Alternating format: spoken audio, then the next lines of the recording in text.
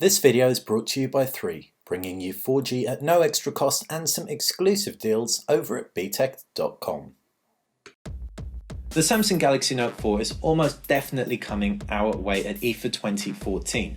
What do we know about it? What do we think we know about it? And what can we safely assume, given the fact we've seen so many Notes in the past? Well, it's going to be a phablet. It's going to be a pen-centric smartphone if history dictates.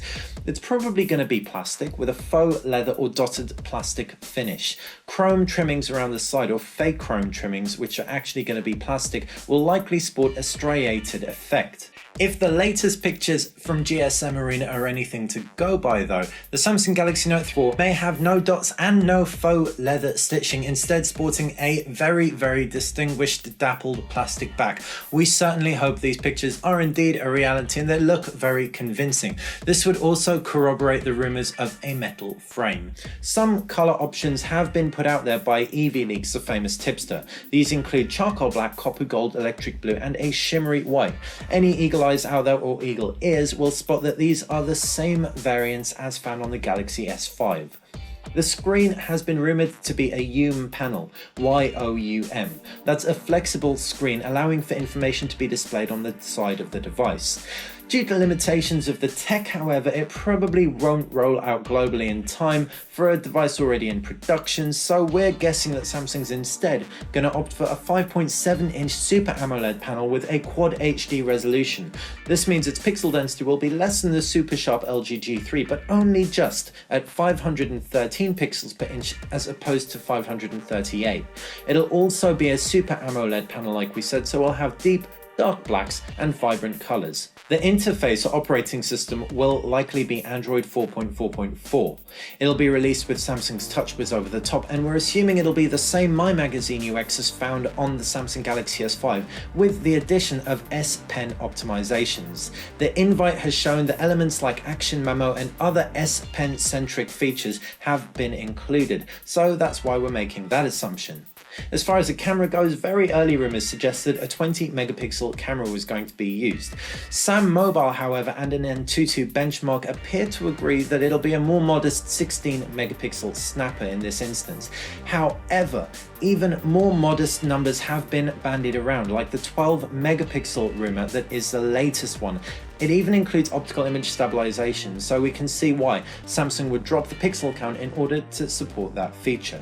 These recent leaks also confirm that a 20 megapixel camera was once considered, but dropped in favour of this OIS. Rumours are all over the place on this one, so the jury really is still out. September the 3rd will be at IFA, stay tuned, subscribe, and that's where we will be able to confirm all of this stuff. Getting back to the Note 4, storage and connection options. As far as a microSD card slot goes, that's been in practically every Samsung device to date, so it's an almost safe bet right there.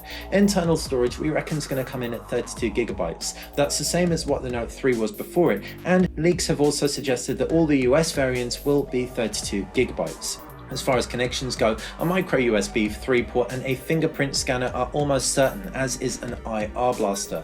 There have been rumours of a UV sensor allowing for it to tell you when you're going to be in danger of sun damage, but also, and perhaps a lot more usefully, controlling your screen brightness with pinpoint accuracy.